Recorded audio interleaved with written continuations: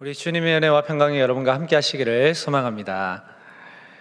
요즘 MBTI라는 성격 유형 검사가 유행이죠. 이 검사를 통해서 사람의 성향과 또 업무적 능력, 대인관계 등 추측하고 분석하는 것이 많이 유행입니다. 사람들마다 만나서 이제 교제하기 전에 하는 질문 중에 하나가 MBTI가 뭐예요? 물어보죠. 이렇듯이 많은 성격 유형 검사를 통해서 사람을 파악하는 그런 시대를 우리가 살아가고 있습니다. 이 검사를 통해서 우리가 이제 어떤 성격의 사람은 이런 직업이 잘 어울리고 또 이런 분위기에는 이런 성격이 또 좋고 이런 사람과 어울려야 되고 저런 사람은 절대 만나면 안 되고 뭐 이런 기준에 사람들을 맞추곤 합니다. 저는 이걸 바라보면서 어쩌면 한 번뿐인 삶, 실패 없는 인생을 원하는 현대인들의 간절한 바람이 담겨 있는 것이 아닌가 싶었습니다. 그런데요, 그런 기대와는 달리 여러분의 삶의 현장에서도 느끼시겠지만 여러분들이 원하는 대로 흘러가는 법이 없습니다. 결국은 모두 섞여 살아가게 마련입니다. 싫어도 만날 수밖에 없는 상황이 온다는 이야기입니다.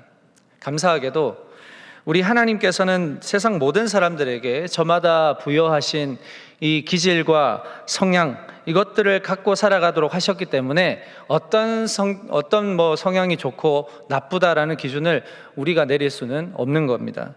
다만 우리는 그리스도인이기 때문에 우리가 발휘해야 하는 그리스도인의 정체성은 뭘까요? 모든 만물을 통치하시고 또 지금도 섭리해 나가시는 하나님의 계획과 뜻이 나의 생각보다 더 크시다는 것, 각자에게 부여하신 기질과 성향들을 통해서 가장 선하게 일하신다는 사실을 믿음으로 인정하는 것, 이것이 더 중요합니다.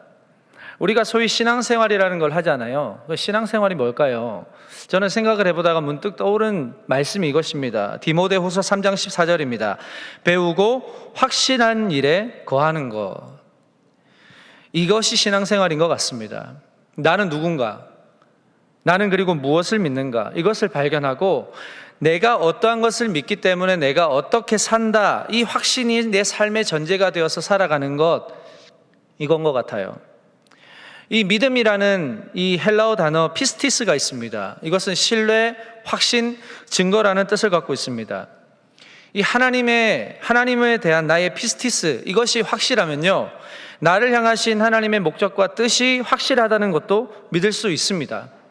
이 세상의 질서를 누가 만드셨습니까? 하나님이 만드셨습니다. 하나님의 질서는 언제나 정확합니다.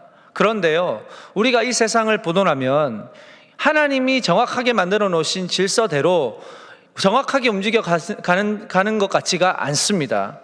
일어나서는 안 되는 요즘에 많은 불법과 불의한 일들, 탐욕과 죄악이 주는 무서운 결과들을 만날 때면 정말 하나님께서 이 창조의 세계를 질서 있게 만드시고 지금도 섭리하고 계시는지에 대한 의문이 생길 수밖에 없죠. 우리가 지금 살고 있는 이 창조의 세계도 이번 여름 얼마나 더웠습니까? 정말 상상할 수 없는 더위 속에 우리가 살아가고 있을 만큼 극한으로 치닫고 있습니다. 이런 상황에서도 우리는 이 하나님을 향한 피스티스, 하나님을 향한 신뢰, 확신, 증거를 가지고 살아갈 때 이 땅에서 일어나는 질서 외의 상황들, 예외적인 이런 상황들도 하나님의 관점에서 생각하며 따라갈 수 있어야 한다는 것이죠. 우리 하나님은 지혜가 무한하신 분이십니다. 우리가 생각하는, 우리가 가지고 있는 지혜에 갇혀 계시는 분이 아닙니다. 하나님은 이 세상에 어떠한 일이 생기더라도 당신의 지혜로 풀어가시고 당신의 지혜로 모든 것을 정리하실 수 있는 분이시라는 이야기입니다. 그에 반해서 우리는 어떻습니까? 항상 우리 식대로 생각하고 판단할 때가 많습니다. 우리는 지금도 어쩔 수 없이 자기 관점으로 세상을 바라봅니다. 내 생각을 상대방에게 주입시키기를 원하고 관철시키려고 하는 욕구가 바로 저와 여러분 모두에게 있는 것입니다. 그 주입과 관철에 점점 익숙해지면 사람에게는 뭐가 찾아올까요? 교만이 찾아옵니다. 내 말이 통한다는 걸 아는 순간부터는 이제 다른 사람의 이야기가 들리지 않습니다. 하지만 하나님의 이 피스티스를 인정하고 살아가다 보면 우리 안에는 점점 교만이 밀려나고 그 안에 겸손이 자리 잡게 됩니다.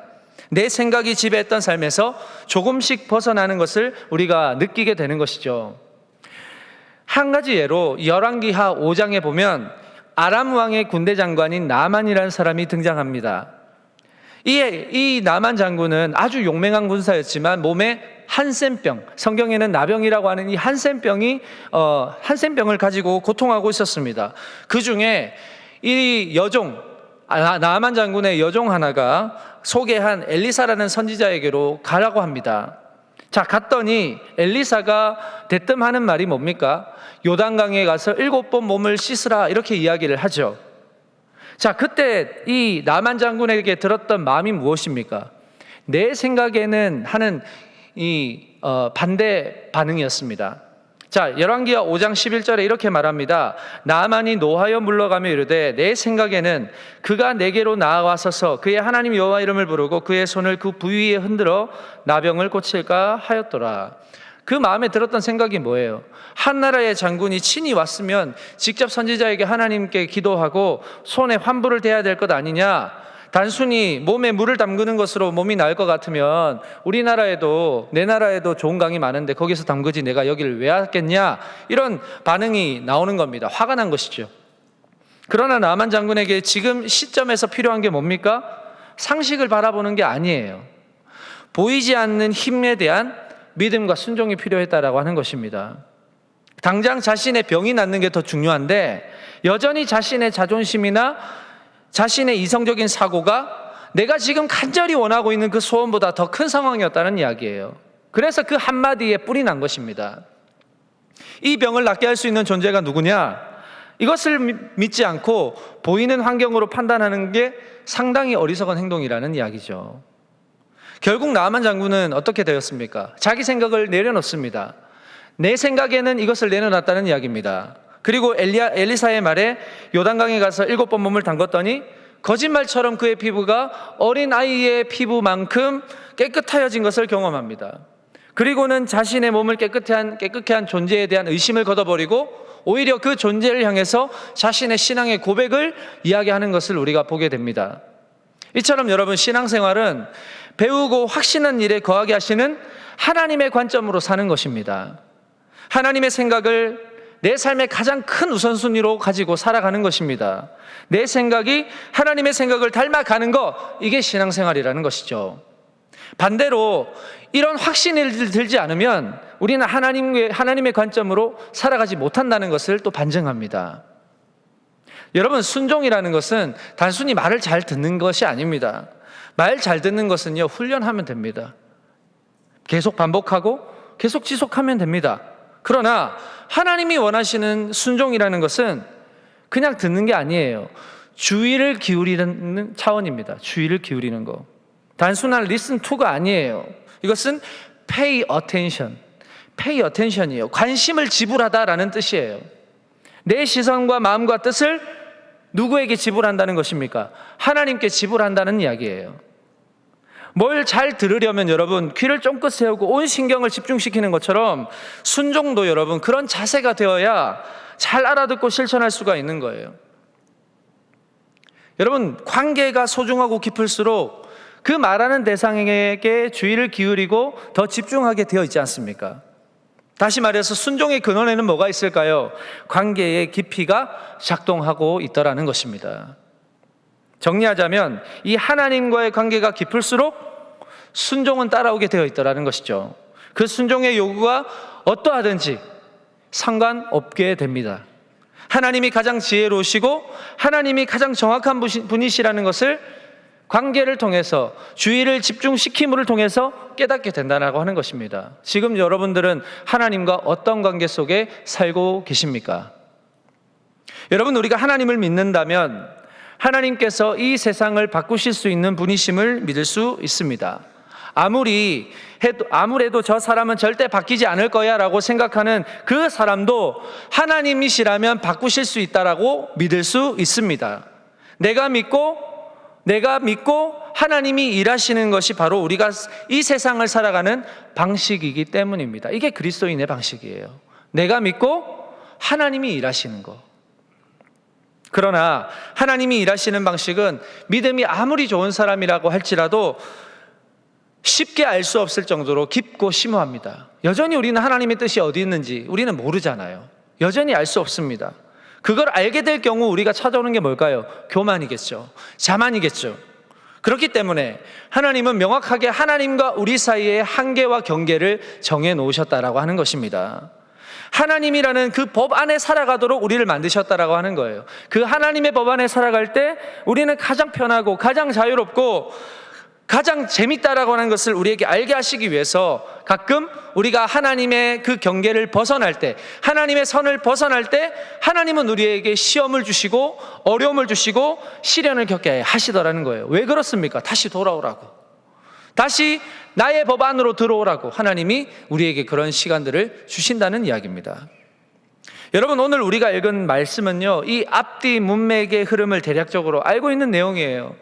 오늘 읽은 본문의 앞부분에는 여리고성이 무너졌고, 이 내용, 오늘 본문의 내용 뒤에는 아이성이 무너지는 내용을 담고 있습니다. 자, 그런데 이 여리고성이 무너지는 과정과 아이성이 무너지는 이 과정에는 분명한 차이가 존재하더라는 겁니다. 둘 다 무너졌어요. 그런데 여리고성은 크고 아주 크고 견고한 성임에도 불구하고 너무나도 쉽게 무너졌습니다. 그런데 이 아이성은 상대적으로 매우 작은 성이었지만 상당히 어려운 난관 속에서 무너졌다라고 하는 이야기예요. 무슨 차이일까요? 무슨 차이일까요? 여기에서 우리가 발견할 수 있는 진리가 한 가지 있겠죠. 아무리 거대한 문제라도, 아무리 우리가 풀 수 없을 것 같은 문제라고 할지라도 하나님이 개입하시면, 하나님이 일하시면 그 모든 문제는 쉽게 해결될 수 있다라고 하는 것입니다. 반대로 하나님이 개입하시지 않으면 아무리 작은 문제라 할지라도 어려워질 수 있다라고 하는 것을 말하는 거예요. 자, 이 이야기들이 말하는 확실한 답은 순종입니다. 순종. 여러분, 우리는 삶에서 순종을 배우며 살아갑니다.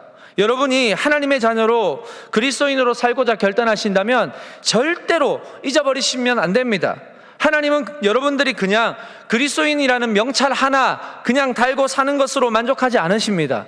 그 달았던 명찰에 맞는 삶을 원하시는 거예요. 저번 말씀 사경회 때 오신 분들은 들으신 내용 아닙니까? 우리는 어떤 존재입니까? 세상과는 다른 존재라고 말씀하시잖아요. 다른 존재이기 때문에 다르게 살아가야 된다고 하는 것입니다.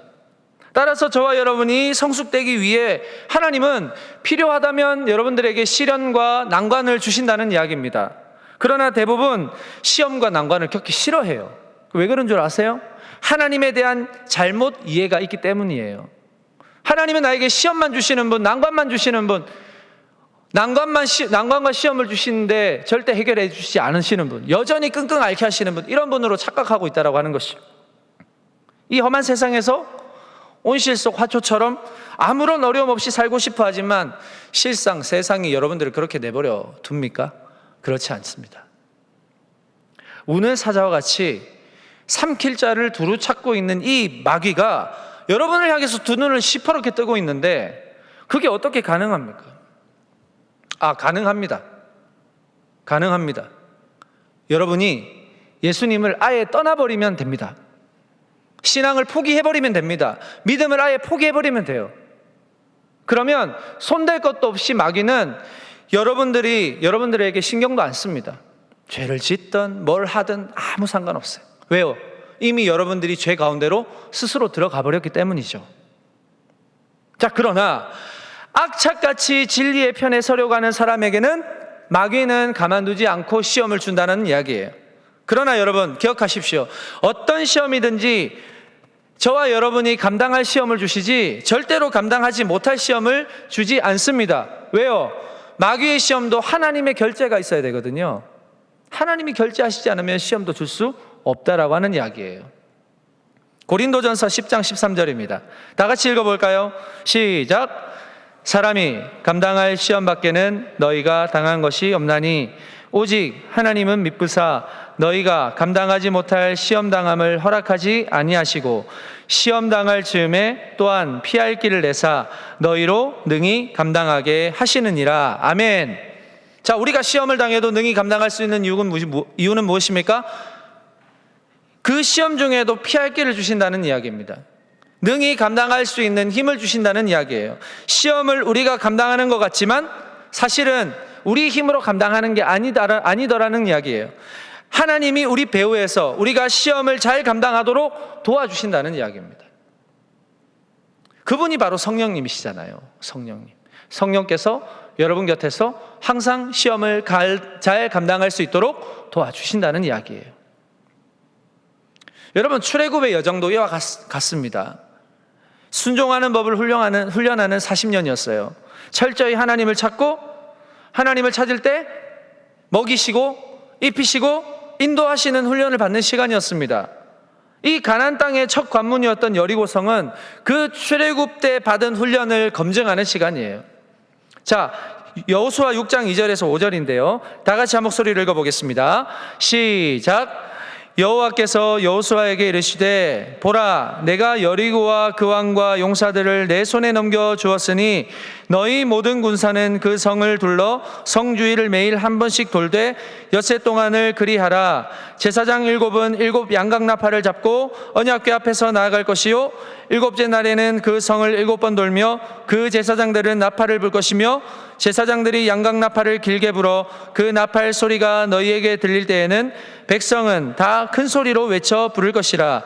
그리하면 그 성벽이 무너져 내리리니 백성은 각기 앞으로 올라갈지니라 하시매. 아멘. 자, 큰 성을 앞에 두고 하나님이 명령하시는 게 뭐예요? 매일 여리고성을 한 바퀴씩 돌아라. 마지막 날에는 7바퀴를 돌아라. 제사장이 나팔을 불며 행진할 때 백성들은 일제히 큰 소리로 와 외쳐라. 그리하면 성벽이 무너져 내릴 것이다. 여러분, 상식적으로 성 주위를 돌고 나팔을 불고 소리쳐서 내릴 것 같으면 그게 성입니까? 무슨 성을 순두부로 만든 것도 아니고 그럴 리가 없잖아요, 상식적으로. 그죠?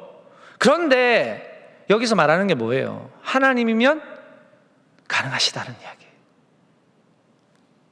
말도 안 되는 명령을 하고 계시는 것 같지만 이 지도자 여호수아는 하나님의 이 명령을 안이 꼽게 듣지 않고 그 말을 받아요. 그리고 일제히 백성들에게 명령하는데 백성들이 일제히 순종하더라는 것입니다.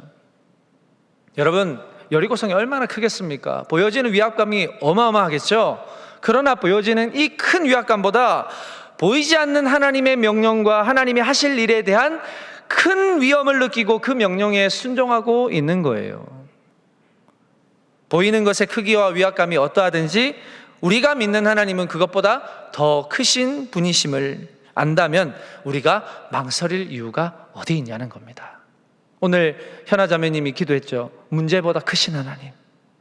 앞에 선 문제가 여리고성처럼 아무리 크더라도 우리 하나님은 그 문제보다 더 크신 분이시라는 거예요. 그냥 한 바퀴, 두 바퀴, 7바퀴 돌고 와 외치면 그냥 무너져 내리는 성벽을 누가 무너뜨리신 것입니까? 하나님이 무너뜨리신 것이잖아요.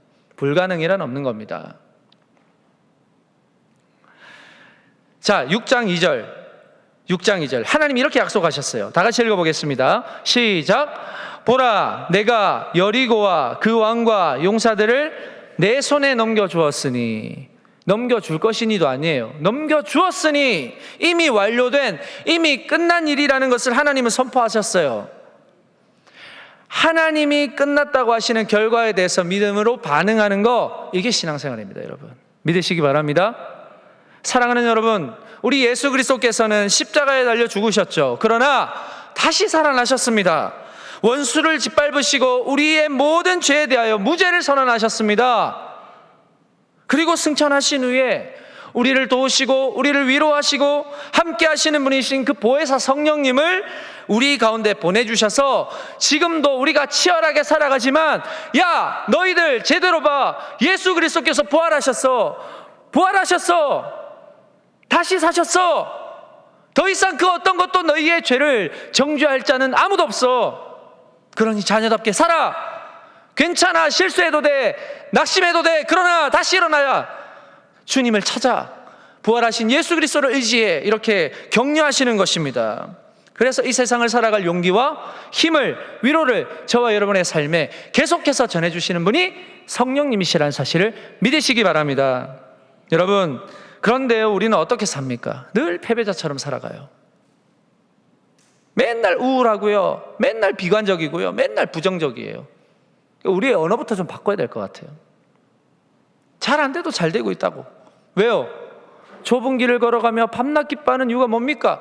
나의 영이, 주의 영이 함께 하시기 때문 아닙니까? 믿음으로 선포하십시오. 그러면 여러분들의 언어가 바뀌고, 그 언어가 바뀜으로 여러분의 태도가 바뀌고, 생각이 바뀌고, 나아가서는 삶이 바뀌게 될 줄로 믿습니다. 여러분, 누구나 그럴 수 있어요. 누구나 낙심할 수 있어요. 그런데 여러분, 언제까지 그렇게 있겠냐는 거예요. 이미 사망의 권세는 패하고 예수 그리스도께서는 승리하셨는데, 우리는 그 놀라운 은혜를 입은 자들인데, 예수 그리스도를 통해서 하나님의 양자가 된 우리들인데, 왕 같은 제사장들인데, 이런 놀라운 신분을 가지고 있으면서도 시험에 왜 맥을 못 추리는 걸까요? 감당할 수 있는 시험을 주셨다고 하시는데도 왜 자꾸 우리는 넘어질까요? 자, 이에 대해서 바울 사도는 이렇게 권면하고 있습니다. 자, 고린도전서 15장 55절에서 58절인데요. 표준 세번역으로 같이 한번 읽어보겠습니다. 시작! 죽음아, 너의 승리가 어디 있느냐? 죽음아, 너의 독침이 어디에 있느냐? 죽음의 독침은 죄요, 죄의 권세는 율법입니다. 그러나 우리는 우리 주 예수 그리스도로 말미암아 우리에게 승리를 주시는 하나님께 감사합니다. 그러므로 나의 사랑하는 형제 자매 여러분, 굳게 서서 흔들리지 말고 주님의 일을 더욱 많이 하십시오. 여러분이 아는 대로 여러분의 수고가 주님 안에서 헛되지 않습니다. 아멘. 믿으십니까? 예수의 부활의 승리가 주는 놀라운 선언입니다. 이미 승리를 맛본 사람들이, 여러분들이, 이미 승리를 맛보신 분들이 이 승리보다 못한 세상적인 성공과 승리를 계속 쳐다보고 살아가니까 늘 우울하고 절망스러운 것이죠. 내가 지금 쌓아온 커리어가 얼만데, 지금까지 내가 한 공부가 얼만데, 내가 지금 투자한 게 얼만데, 계속 이런 식으로 이게 다 내 거라고 생각하니까 계속 나를 옥죄어오는 것입니다. 여러분, 우리는 현재를 살아가죠. 그러나 우리 그리스도인들은 궁극적으로는 부활을 살아야 합니다. 왜 부활을 살아가야 할까요?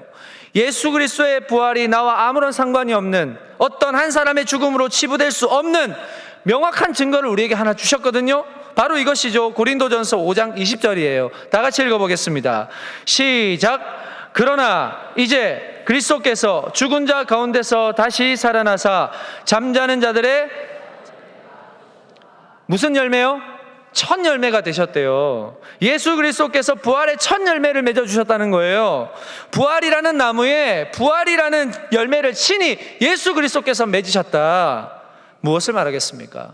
부활하신 예수님처럼 우리도 그 첫 열매를 따라서 동일한 열매를 맺게 될 것이라는 의미입니다. 믿으십니까?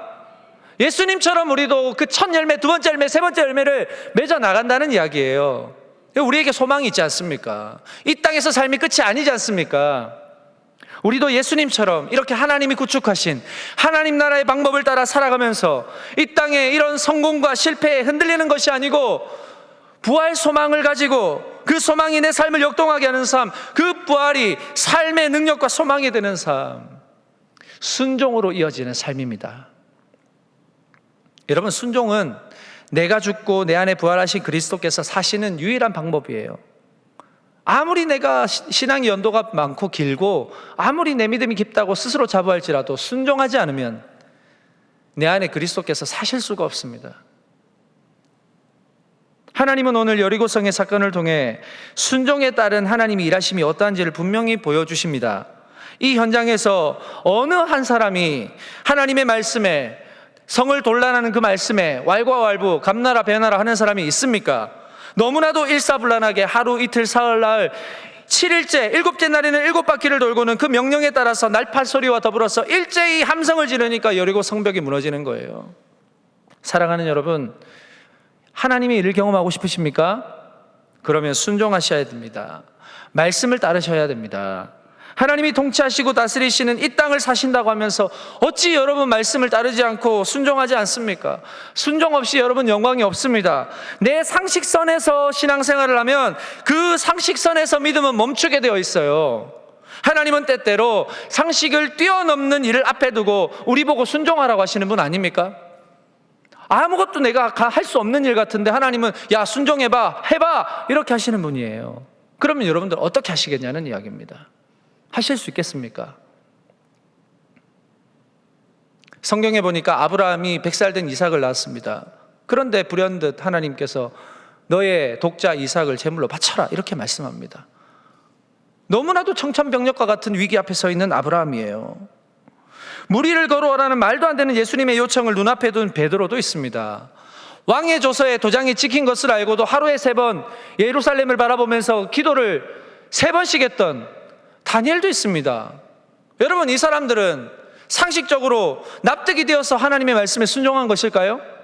아니죠. 상식을 만드시고 때로는 비상식적인 상황도 선하게 바꾸어낼 수 있는 그 하나님을 믿었기 때문에 순종했던 거예요.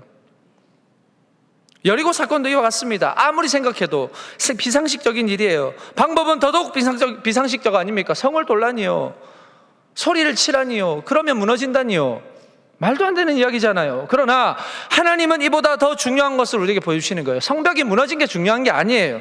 보여지는 기적이 전부가 아니라는 것을 말씀하시는 것 같습니다. 자, 여리고 사건 이유를 봅시다. 하나님이 허락하신 승리를 맛봤습니다. 이스라엘 백성들에게 이제 아이성이라는 비교적 규모가 작은 성을 정복하라는 하나님의 명령을 받습니다. 자, 오늘 본문 2절에서 3절 말씀인데요, 다 같이 읽어보겠습니다. 함께 읽습니다. 시작. 여호수아가 여리고에서 사람을 베델 동쪽 베다웬 곁에 있는 아이로 보내며 그들에게 말하여 이르되 올라가서 그 땅을 정탐하라 하매 그 사람들이 올라가서 아이를 정탐하고 여호수아에게로 돌아와 그에게 이르되 백성을 다 올라가게 하지 말고 이 3,000명만 올라가서 아이를 치게 하소서. 그들은 소수이니 모든 백성을 그리로 보내어 수고롭게 하지 마소서 하므로. 자, 여리고성에 비해서 아이의 성이 상대적으로 규모가 작았기 때문에 이 군대 지도자들은 당연히 이 군사를 축소시켜서 대응하고 있습니다. 상식적으로 볼 때 이게 맞아요. 어차피 작은 성을 함락하는데 왜 여리고성도 함락했는데 이것도 못하겠냐라고 생각했겠죠. 군사의 운용이나 전술에 있어서는 맞는 말이에요. 굳이 대규모 군사를 일으킬 필요가 없을 것 같습니다. 그러나 더 큰 문제가 이 아이성에 있었던 것이 아니라 여리고성에 있었어요. 이미 승리로 끝난 여리고성에 그럼 무슨 일이 있었던 것입니까? 여기에서 우리는 생각해 봐야 돼요. 여리고성이 과연 완전한 승리였는가? 이걸 따져봐야 돼요. 자, 여러분, 여리고성이 무너지는 것을 보면 분명히 완전한 승리처럼 보여지지만 실상 그렇지 않습니다. 뭐 때문일까요? 아간의 범죄 때문이었어요. 아간의 범죄. 여리고성을 점령할 때 하나님이 명령하신 내용이 있었습니다. 이스라엘 백성들이 여리고성을 주위를 돌며 함성을 지르는 게 전부가 아니었어요. 또 있었어요. 여리고성을 점령한 후에 여리고성에 남아있는 전유물, 이것들에 대하여 절대 손대지 마라, 이걸 명령하셨거든요. 자, 여호수아 6장 18절에서 19절 같이 읽어보겠습니다. 시작. 너희는 온전히 바치고 그 바친 것 중에서 어떤 것이든지 취하여 너희가 이스라엘 진영으로 바치는 것이 되게 하여 고통을 당하게 되지 아니하도록 오직 너희는 그 바친 물건에 손대지 말라. 은금과 동철 기구들은 다 여호와께 구별된 것이니 그것을 여호와의 곳간에 드릴지니라 하니라. 자, 어쩌면 이 문제는 여리고성을 무너뜨리는 문제보다 더 중요한 문제였어요. 왜요? 이 문제는 눈에 보이지 않는 자신의 탐욕과 싸워야 하는 문제였거든요. 인간의 본성을 건드리는 이 문제 앞에서도 그것을 뛰어넘는 온전한 순종을 이 이스라엘 백성들이 할 수 있을까? 하나님은 여기에 포커싱이 맞춰지신 거예요. 무너진 여리고성에 있는 모든 물건들은 여호와 하나님께 구별된 것이었습니다. 그것은 여호와의 곳간에 드릴 것이었기 때문에 그 누구도 함부로 손댈 수가 없었습니다. 여기까지가 여리고성의 함락에 있어서 하나님이 명령하신 내용이었어요. 그러나 보시는 대로 이 아간이라는 자가 하나님의 명령을 거스릅니다. 결국 여리고의 승리는요, 완전한 승리가 아니었어요. 하나님 스스로가 완전한 승리를 만들어 내실 수 있는 분이지만 왜 이렇게까지 하실까요? 왜 이렇게까지 하실까요? 이유는 저와 여러분과 함께 동력하고 완성시켜서 그 기쁨을 함께 하시기 위함이에요. 하나님은요, 이 땅에서의 이 하나님 나라의 일을 하나님 단독으로 처리하시는 일이 없습니다. 물론 하실 수 있어요. 능력이 되세요. 그러나 반드시 하나님의 자녀들과 함께 만들어 가십니다. 그러니까 우리가 할 수 있는 일은 뭐예요? 문제 앞에서 기도하는 거예요. 이 땅에서 일어나는 수많은 일들을 말씀이라는 거울을 비추고 분별하고 묵상하게 하셔서 분별된 안목으로 이 땅을 살아가게 하시고 우리가 밟는 이 땅, 걸어가는 이 땅 가운데 하나님 나라가 세워지도록 하시는 것이죠. 자, 여리고성을 이스라엘 백성들이 칼을 휘둘렀거나 아무것도 하지 않았어요. 하나님이 무너뜨려 주셨습니다. 자, 그러나 이제는 이 무너진 성 안에 있는 모든 생명을 멸하고 거기에 남은 모든 짐승들과 전유물들은 하나님께 온전히 드리는, 당시 헤렘이라고 하는 그 진멸법을 하나님이 사용하셔서 그것을 통해서 하나님과 동역하는 이스라엘의 그 순종을 원하셨던 거예요. 온전히 다 없애라, 온전히 다 드려라. 이게 하나님의 방법이었다는 겁니다. 단 하나라도 내 것으로 취하는 일이 없어야 하고 모두 하나님께 드려야 했습니다. 사랑하는 여러분, 순종에는 적당히가 없습니다. 사람끼리는 가능하겠죠. 적당히 넘어가면 됩니다. 그러나 신앙에는 그게 없습니다. 그게 용납되지 않습니다. 이것이 지켜지지 않아서 생긴 사건이 아간의 사건이잖아요. 이 원리가 막히니까 승리를 하고도 기뻐할 수 없는 상황이 생기는 것이고, 만만케 박던 이 아이성을 함락시키는 것이 그렇게 어려웠던 것입니다. 하나님이 막으신 거예요. 사랑하는 여러분, 왜 우리 동안의 공동체를, 우리 청년들을 부르셨을까요? 왜 이렇게 다양한 사람들을 부르셨을까요? 왜 MBTI가 제각각 다른 여러분들을 왜 이 공동체 안으로 부르셨을까요? ISFP, ISTJ, ENFP, ESFP, 왜 이렇게 다 부르셨을까요? ENTJ. 혹시 ENTJ 죄송합니다. 겨냥한 건 아닙니다. 왜 부르셨을까? 그건 한 사람도 예외 없이 하나님의 말씀에 순종하여 하나님이 여러분들과 함께 기뻐하시기 위함이에요. 저는 우리 동안 청년 공동체에 아간과 같은 사람이 나오지 않기를 간절히 원합니다. 모두가 순종해서 모두가 하나님이 보여주실 놀라운 일하심을 함께 보기를 원합니다. 그러기 위해서는요, 하나님께 pay attention 해야 돼요.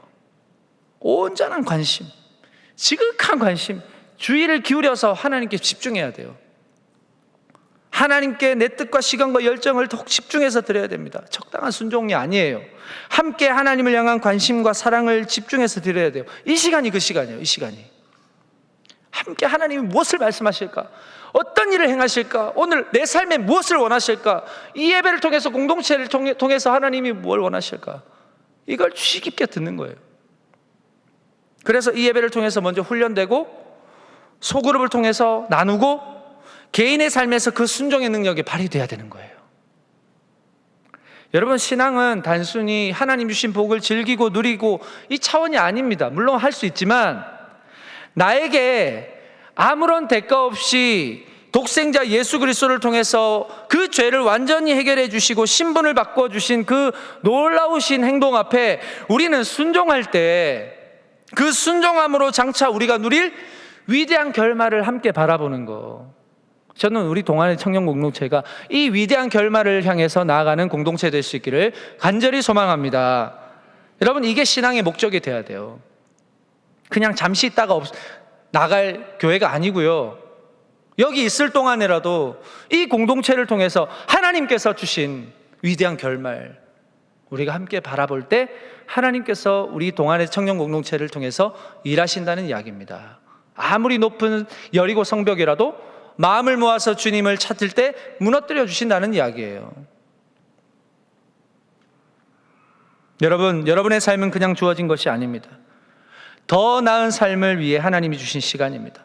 더 나은 삶을 위해서는 하나님의 뜻을 따라가는 교회는 없습니다, 여러분. 그리고 말씀을 가까이 하시는 것 외에는 없습니다. 여러분, 순종이 말이 쉽지 정말로 어렵습니다. 내 손 안에 있는, 그리고 내 머릿속에 있는 내 욕심과 내 마음속에 있는 이 이성과 지식이 순종하지 못하도록 계속 막을 거예요. 그러나 해야 돼요. 하나님을 믿는다면 해야 돼요. 하나님의 말씀이 옳다면 해야 돼요. 내가 생각하는 것이 말씀과 다르면 하지 말아야 하고, 내가 말씀에 비추어서 내가 가는 길이 맞다면 하는 거예요. 자, 시편 37편 5절입니다. 다 같이 읽어보겠습니다. 시작. 내 길을 여호와께 맡기라. 그를 의지하면 그가 이루시고. 믿으십니까? 여러분의 길을 여호와께 맡기면 그 길은 여호와 하나님의 길이 된다고 말합니다. 맡기는 거 물론 어렵죠. 내 손에 쥐고 있는 거 놓기란 참 힘듭니다. 그러나 내가 나를 의지하면 이루지 못할 것을 하나님께 맡겨드리면 하나님이 이루어 주신다고 약속하시잖아요. 오늘 다시 한번 이 예배를 통해서 내 길을, 여러분의 길을 여호와께 맡겨봅니다. 내가 할 수 없는 일을 여전히 손에 쥐고 있다면 하나님 앞에 드립니다. 내가 손대지 말아야 할 것을 손댔다면 다시 회개하는 마음으로 하나님께 내어드립니다. 내 생각보다 더 뛰어나시고 내가 가지고 있는 수보다 훨씬 더 많은 수를 가지고 계신 그 하나님의 지혜에 내 삶을 내어드립니다. 그리고 순종합니다. 작은 것부터 주님의 말씀대로 실천해 봅니다. 순종한 그 자리에, 혹시 그 자리에 내 탐욕이 여전히 남아있진 않는지, 죄의 잔재가 남아있지 않는지 점검합니다. 말씀만이 그것을 분별하게 할 수 있기 때문이에요. 여러분, 순종은 말을 잘 듣는 게 아닙니다. 순종의 대상을 향한 지극한 관심을 가지는 것이에요. 내 직장, 내 건강, 내 가족, 내 꿈, 내 관계, 이 모든 것에 이제는 말씀이 들어오고 거기에 관심을 기울이다 보면 들리게 되어 있어요. 순종은 말씀이 들려질 때 할 수 있는 겁니다. 성령이 나를 가르치심을 깨달을 때 할 수 있습니다. 여러분, 이번 한 주간 또 걸어가셔야 돼요. 좁은 길을 걸어가셔야 돼요. 돌짝밭 같은 아주 날카로운 길을 또 걸어가셔야 돼요. 여러분, 불편해요. 걷기도 힘드실 거예요. 남들이 알아주지 않는 길이에요. 그러나 우리는 현재를 사는 사람들이지만 궁극적으로 부활을 사는 사람들, 주님이 우리에게 맺어주실 위대한 결말을 바라보며 가는 사람이기에 더 이상 패배자처럼 살 이유가 없습니다. 여러분은 이미 승리하셨어요. 우리가 믿는 예수 그리스도께서 이미 승리하셨어요. 이게 복음이에요. 이걸 가지고 여러분들이 살아가세요. 그리고 순종을 연습하세요. 작은 것에 실천해 보세요. 그 영원한 시간에 내가 누릴 행복과 감격을 믿고 살아갈 때 이 길이 비록 좁은 길이라도 기쁨이 있고 즐거운 길이 될 줄로 믿으시기 바랍니다. 이번 한 주간 최선을 다해 봅시다. 우리 주님이 보고 계십니다. 성령께서 여러분과 함께 하십니다. 더 이상 우울하거나 비관적이거나 부정적인 삶이 아니라 주님이 주실 능동적인 능력, 복음의 능력 가지고 여러분의 직장생활, 가정에서, 그리고 또 여러분들이 만나는 관계 속에서 가장 우선순위인 하나님과 더불어 승리하시고, 또 다음 주 만날 때 정말로 승리한 표정들, 승리의 개가를 부르며 이 땅 가운데서 또 힘겹게 살아온 저와 여러분은, 그러나 승리한 우리 모두가 주님 앞에 찬양과 경배드리는 그런 다음 주가 되기를 고대하면서 이번 한 주간 승리하시는 여러분 되시기를 축복합니다. 기도하겠습니다. 하나님 아버지, 감사합니다. 주님께서 우리에게 주신 삶의 모양들은 다르지만 그래도 지금 우리에게 주신 이 귀한 공동체의 예배를 통해서 주님께 순종하고 주님의 말씀만이 우리의 삶의 온전한 분별이 될 수 있음을, 그런 능력이 됨을 우리가 다시 한번 이 시간 기억하고, 하나님, 우리의 삶에 돌짝밭 같고 아버지 하나님, 아무리 광야 같은 그리고 칠흑과 같은 캄캄한 밤일지라도 주님께서 우리 가운데 함께 하시니 우리가 그 방향대로 빛 되신 주님과 함께 걸어갈 수 있음을 믿고, 하나님, 이번 한 주 승리하신 예수 그리스도와 더불어 우리도 승리의 기가를 부르며 주님 앞에 감사하는 한 주간 살아갈 수 있도록 우리 모든 동안의 청년들을 지켜주시고 인도하여 주시옵소서. 예수님의 이름으로 기도합니다. 아멘.